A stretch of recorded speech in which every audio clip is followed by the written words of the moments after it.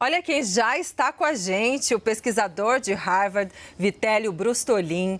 Muito boa tarde, Vitélio. Sempre um prazer tê-lo aqui na CNN. Obrigada por estar conosco nessa sexta-feira, fim de ano. Olha, falando sobre esse assunto, as evidências estão indicando que a causa desse acidente muito provavelmente pode ter sido uma interferência externa, não uma falha humana ou uma falha técnica do avião. Você acredita que pode ter sido mesmo um erro ou uma intenção da defesa aérea russa, mirando o ataque a drones na Ucrânia? Enfim, o que dá para imaginar? Quais cenários dá para traçar? Não estou te pedindo uma resposta definitiva, mas quais cenários dá para a gente traçar, Vitélio? Boa tarde. Boa tarde, Débora. Boa tarde a todos. É sempre um prazer conversar contigo também, Débora.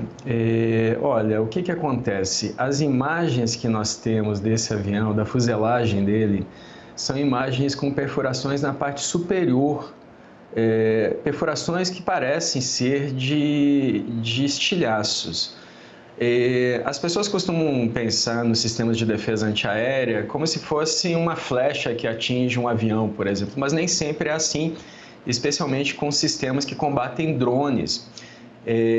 Esses sistemas eles podem explodir no ar e lançar estilhaços para todas as direções. As imagens que nós temos, isso ainda é muito preliminar, são de que alguma coisa explodiu acima daquele avião e que causou aquelas perfurações na parte traseira da fuselagem e também no estabilizador vertical. E é muito possível, Débora, e tem imagens lá da Chechênia nesse dia da queda do avião, que um sistema Pantsir S-1, que é um sistema russo, e tem imagens desse sistema sendo operado na região.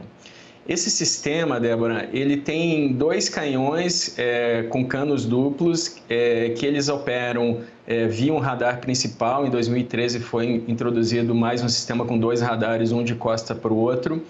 E esses canhões, eles disparam rajadas no ar, mas ele também tem um sistema de mísseis, né, de superfície a ar, mísseis guiados.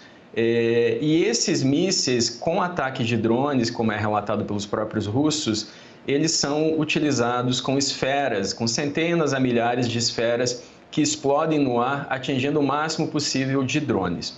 E aí, só para finalizar, Débora, aquela região da Chechênia foi uma região que passou por duas guerras civis, uma de 94 a 96 e outra de 99 a 2009, em que foram mortos mais de 100 mil civis, inclusive pelo governo Putin, quando ele assume no final de 99.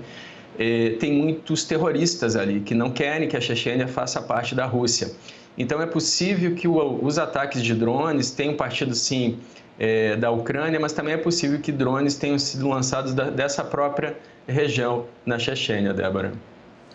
Tá, então essa área como é hoje, qual raio-x a gente faz dessa área hoje, Vitélio? Por onde passava esse avião? É uma área deflagrada? É uma área deflagrada. O que seria o ideal, né? Nós sabemos que houve interferência de guerra eletrônica quanto a esse avião, porque as informações públicas do Flight Radar demonstram que o avião perdeu a altitude durante 1 hora e ficou sem sinal de GPS. A guerra eletrônica acontece justamente quando há ataques de drones ou ataques com mísseis guiados, mísseis de precisão. Então, é normal, especialmente os russos têm um sistema muito evoluído de guerra eletrônica. O radar, o GPS, sofre uma turbulência, um distúrbio e o piloto não tem como controlar, não tem como ter as informações do GPS.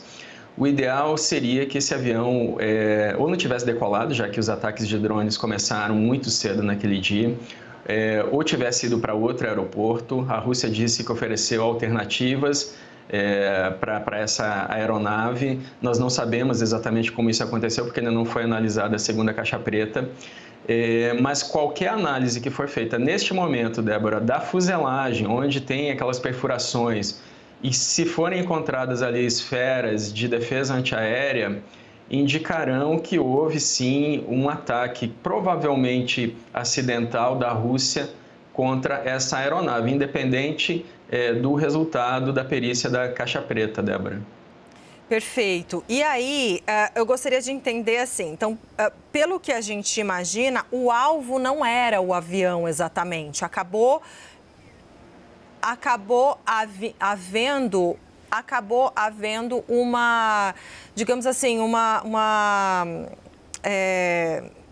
falha, uma confusão sobre o que era aquele movimento, ou dá para a gente pensar em algo que eles estavam mirando nos drones e aí acabou espirrando e acertando o avião? Não sei se são duas possibilidades diferentes ou não. São hipóteses, né? Tudo isso que nós estamos falando é só com análise em poucas evidências que nós temos nesse momento, poucas imagens, inclusive, da aeronave. É muito provável que, veja, esse sistema de defesa antiaéreo, o PANTSIR, ele funciona tanto automaticamente, ou seja, ele pode sozinho identificar um alvo e derrubar esse alvo, se ele for programado para isso, mas ele também funciona com rastreamento óptico, né? Então, com alguém autorizando um disparo. É possível que tenha havido um engano, não é muito provável que perto de um aeroporto os russos tenham deixado um sistema de defesa antiaérea funcionando no automático, porque o risco de atingir uma aeronave é muito grande. Então, nós não sabemos ainda o que aconteceu, nós sabemos com certeza que o GPS teve interferência de guerra eletrônica e que essa interferência pela região só pode ter sido causada por forças russas e que isso contribuiu sim para a queda da aeronave. E nós sabemos que muito provavelmente aquelas marcas todas de estilhaços na fuselagem foram causadas por um sistema de defesa antiaérea e não por estilhaços da própria aeronave quando se chocou, quando a frente dela se choca com o chão. De qualquer forma, essa aeronave, Débora, só para finalizar, da Embraer é extremamente segura, vejo que parte da tripulação, dos passageiros sobreviveu. E tem marcas de estilhaço de defesa antiaérea no corpo de alguns passageiros, o que também é uma evidência. Mas as ações da Petrobras, para a gente ter uma ideia, elas até subiram por causa da segurança da aeronave, que apesar do grave acidente, o incidente, ainda conseguiu preservar parte das vidas humanas que estavam na aeronave, Débora.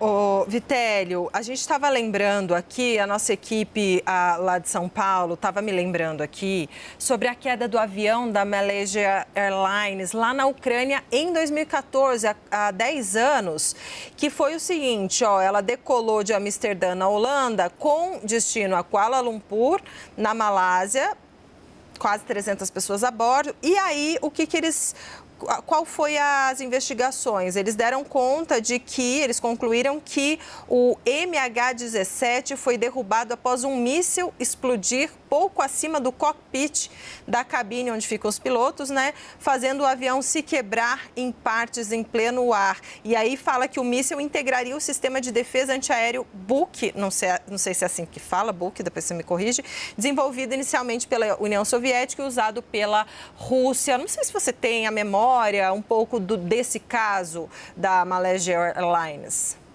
Sim, inclusive a altitude, né, eram 10 mil metros de altura, que era a altitude de cruzeiro desse avião, só poderia ter sido alvejado por um sistema de defesa antiaéreo que os russos possuem. Esse sistema PANTSIR que a gente está analisando aqui, ele é um sistema de baixa, média altura, ele complementa um sistema de alta altura que é o S-400 russo. Eu lembro daquele acidente, é um caso estudado, inclusive, nas aulas de Direito Internacional. Meus alunos costumam revisar esse caso para determinar que tipo de classificação de crime a gente daria para esse caso. Tem um acidente mais recente, que não sabemos, provavelmente não foi um acidente, que foi o avião do Prigozhin. No ano passado também foi um avião da Embraer, só que menor, um avião executivo, que no início se falava que poderia ter sido alvejado por sistemas S-300 de defesa antiaérea russa, mas que depois o Putin, veja só, Débora, o Putin disse que ele achava que uma granada tinha sido explodida dentro do avião. No caso desse do Prigozhin, que era o líder do grupo Wagner, um desafeto do Putin, liderou um motim contra Moscou, No caso desse acontecimento, nunca houve um relatório da Rússia. A Rússia disse que ia divulgar informações, nunca divulgou nada. Nós sabemos que é um regime fechado e que nem a imprensa é livre, então não tem investigação independente lá. No caso deste Natal, deste avião, que foi derrubado no dia 25, ainda há 2 países que podem influenciar nas investigações, que são o Azerbaijão e o Cazaquistão. Então, é mais possível, é mais provável que tenhamos algumas informações isentas nesse caso, Débora. Olha, não sei se é precoce te perguntar, mas o senhor disse que vocês tratam o caso da Malaysia Airlines nas suas aulas, então já vou te perguntar, sob o ponto de vista do direito internacional, que tipo de responsabilização poderia haver em relação a quem? A Rússia? Caso se comprove essa tese, né, do sistema antiaéreo russo ter atingido, então, mesmo que por engano, talvez, esse avião. Assim, sob o ponto de vista do direito internacional, que tipo de responsabilização poderia ser feita?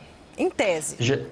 Geralmente, quando acontece isso, é feita uma análise da cadeia de comando. Então, quem é que estava no controle? No caso do Pantsir, esse sistema de defesa antiaérea que eu comentei da Chechênia, são 3 operadores que controlam o sistema, mas também tem uma torre de comando, existem câmeras, existem radares, existe uma sala de comando e controle, onde há uma hierarquia.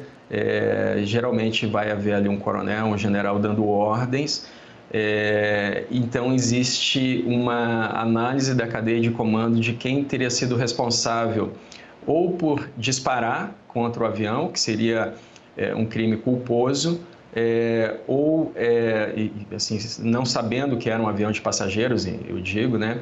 Ou de ter disparado propositalmente. Aí a gente volta para o caso de 2014 da Malaysia Airlines, que pode ter sido proposital, é difícil que isso seja afirmado, porque era um avião comercial, não havia porquê, mas existe uma análise da cadeia de comando, então isso passa por uma investigação, tanto das caixas pretas quanto dos registros da torre de comando, das gravações que forem adquiridas, o que, de novo, num caso como esse, que envolve um país autoritário como a Rússia, cujas informações são fechadas, né? O país não admite nem que está em guerra, diz que é uma operação militar especial, porque se admitisse que está em guerra e que está sendo alvejado, inclusive nos seus aeródromos comerciais, porque dali, veja só, Débora, dali decolam aeronaves, inclusive militares, que bombardeiam a Ucrânia. No próprio dia de Natal, mais de 70 mísseis e mais de 100 drones foram lançados da Rússia contra a Ucrânia. Essas aeronaves, elas decolam, inclusive, de bases comerciais. Então, quando a Ucrânia ataca esses locais, ela está alvejando alvos militares antes que eles decolem para atingir o seu território. Agora, como é que a gente responsabiliza uma cadeia de comando, quem deu a ordem ou quem deixou no automático, se não há provas periciais, se não há uma perícia internacional sobre esse caso? Fica muito complexa a responsabilização, Débora. Exato. E por fim, para a gente encerrar, Vitélio, eu gostaria de só comentar, né, um comentário seu sobre nessa questão da responsabilização e das causas. A gente sabe que há uma preocupação da Embraer, que é brasileira, né? Inclusive, militares aqui da Força Aérea Brasileira foram ao Cazaquistão para ajudar a prestar informações sobre esse caso, sobre a aeronave, como de praxe, né, em qualquer acidente aéreo, qualquer queda de avião, mas que pelos indícios que temos até agora, parece que a aeronave não tinha um problema técnico exatamente, o que causa um certo alívio aqui para a empresa brasileira, né? Exatamente. Esse avião nunca caiu por problema técnico. É uma das aeronaves na categoria intermediária, consideradas mais seguras no mundo. Esse avião, inclusive a Rússia no início disse que havia um forte nevoeiro, depois que havia se chocado com pássaros. Então, veja, já existem versões dadas pela Rússia que ela mesma vai desfazendo as versões depois. Por fim, a Rússia disse que não era para especular e que vai esperar a perícia ser concluída. Agora, quando a perícia vai ser concluída? Porque no caso do avião do Prigozhin, até hoje nós não temos um resultado definitivo sobre o que aconteceu. Foi no ano passado. É muito provável que autoridades de outros países, especialmente do Azerbaijão, nos deem informações mais objetivas sobre o que aconteceu do que o governo russo, Débora.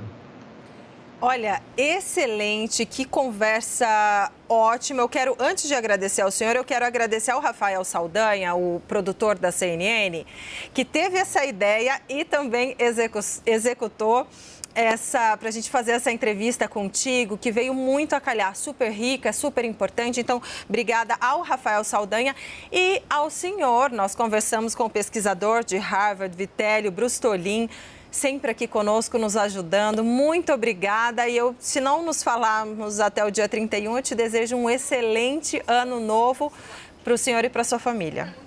Poxa vida, obrigado pelo carinho, Débora, e um bom final de ano a todos.